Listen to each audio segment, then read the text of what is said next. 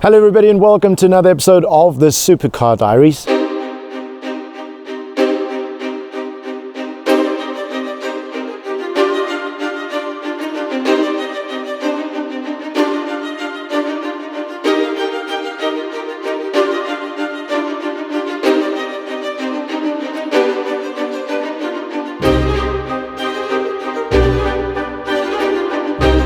Oh, I can just imagine what's going on in the commenting section, but give me a minute.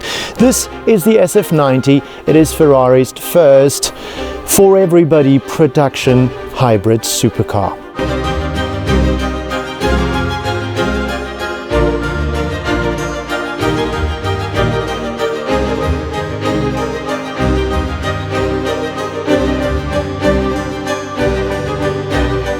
We have to say this is a serious supercar hypercar.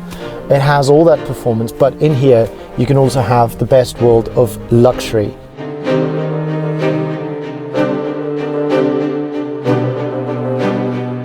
Yes, we have the LaFerrari, but the LaFerrari was limited to a certain amount of numbers. This car is available for everybody that has the money to put that down. There is something that both of these have in common. They can really go ape on the track.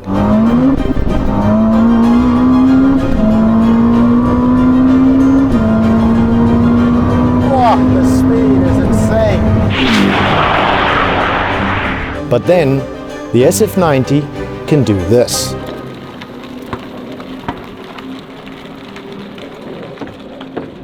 Now the reason why I said front wheel drive is because this car has got 3 electric motors and 2 of them are placed at the front, which means it can drive in an all electric mode. You're hearing all kinds of noises because there's no thundering V8 at the back. In a totally silent Ferrari. Ferrari says you can get about 25 roughly kilometers when you drive it nicely with the battery by itself. And there's more electric in this car, not just those motors. It's got electric steering, it's got electric brakes, which means between the brake pedal and the actual brakes, there's only a wire and a computer, no physical connection. Probably mostly use it when leaving the house early in the morning, not to wake up the kids or the wife. But since this is a Ferrari, let's throw her into life.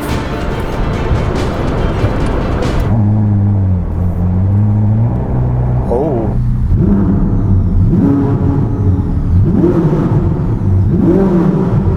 You're asking yourself, who's doing what? What's electric? What's combustion? What's the relationship between the two, and are they understanding each other? So you're expecting enjoyment in my face when I'm trying to figure out this car.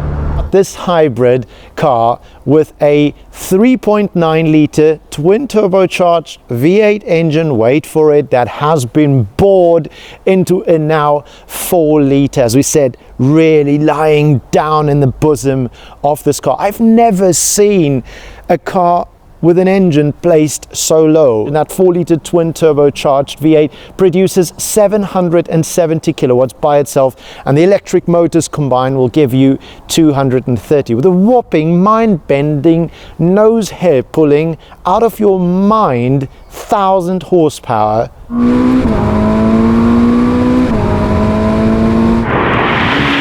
That it will give you to all 4 tires, thank the Lord for that, through an 8-speed double clutch gearbox.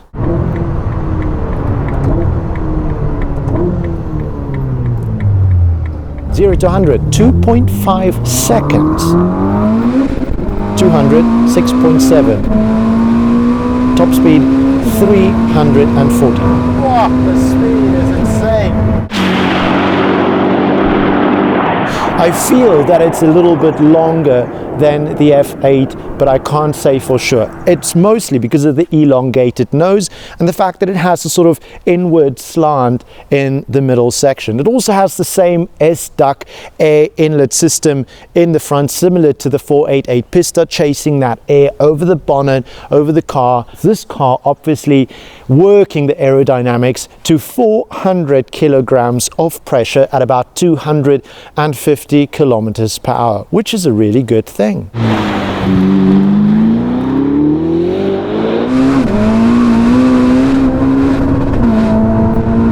side slip angle control that Ferrari offers you as well, just making sure that the car stays properly in a straight line, and when a drift comes, that obviously she doesn't misbehave.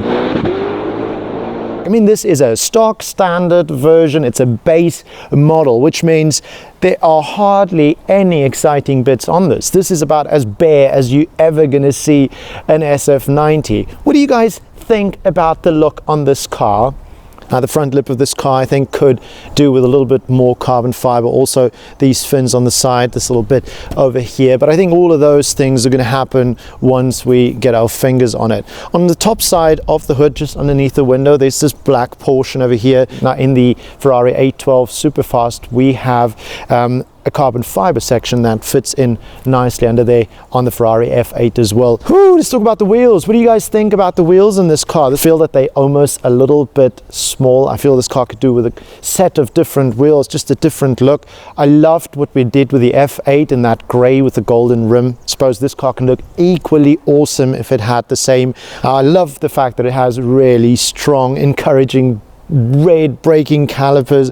That looks super sexy, obviously clamping its teeth onto those carbon ceramic brakes. Moving on along the side, just look how much space there is between the top of the wheel and the wheel arch. It's just, it looks like it's going to climb a pavement, and that really should change. Nice large mirrors so you can see who's behind you. Could add a touch of carbon there, in my humble opinion. Then you've got this sort of machined mesh on either side of that, and similar that you have on the 488 Pista, there's the cavity in the back of the car for the airflow. Above that, of course, this sort of winged area where also the spoiler is an active spoiler to give it even more downforce. When it comes to the utmost rear of the car, you can see the two centered tailpipes on each side coming out, just looking, I mean, typical for Ferrari. And I love the fact that they are quite big, even on this very, very standard one. There is a big diffuser at the back of this car. I really think that would look fantastic in carbon fiber as well. Right at the back, looking at it from the backside, you can see that this car has different taillights.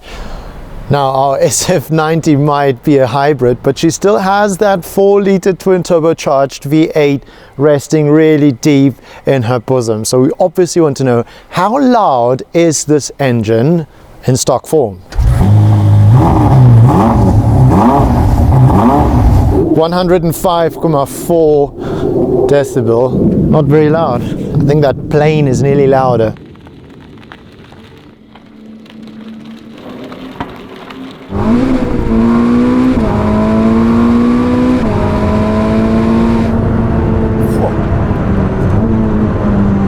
Very lively.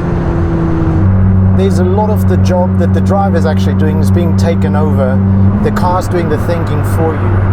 And however great that might be, you're sort of asking yourself the question whether that's not maybe a little bit of a pity. The Ferrari's always been a driver's car, but right now it feels like there's so much computing in place. Maybe some of that's been taken away.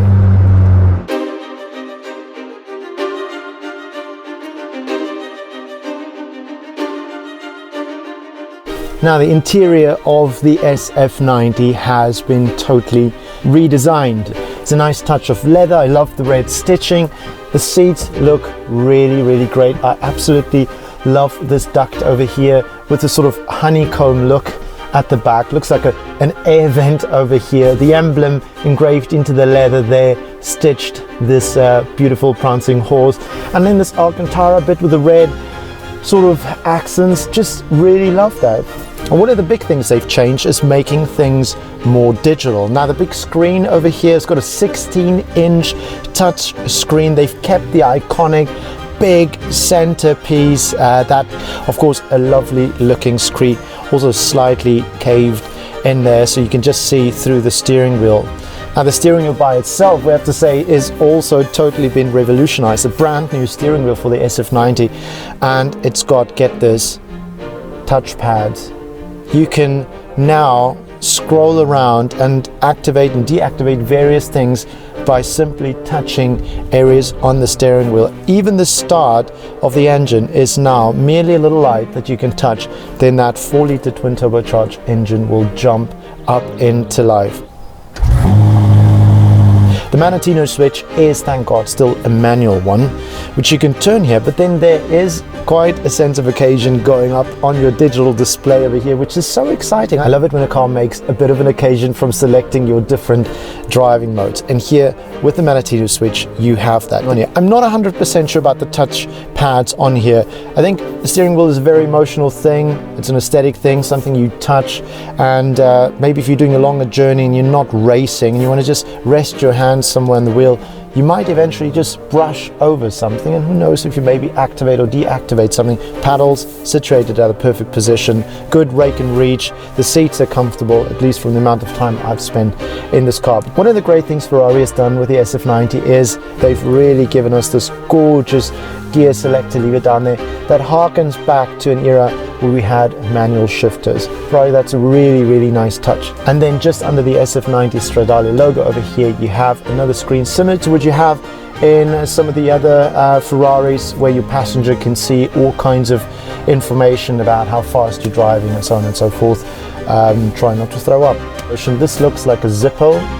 Let me just do my cigar there, my Ferrari cigar. Yeah, not that exciting. It's it looks very valuable. Don't want to drop it. They've moved this right down over here in the center, and you can really place this key all the way in there, and it rests firmly in that cavity. But here's the problem: can't get it out. It's really quite the task to get it out. I can't get it out. Let us know in the comments what you guys thought about this car, what you thought about the looks on it, about the way it goes, what it sounds like. And as we said before, do let us know what you think we should be changing on it. We'd love to hear your comments. If you haven't yet, subscribe to our channel and also follow us on Instagram at Novitec Group, or me personally at Björn de Kock. I'll see you guys in the next one. Ciao.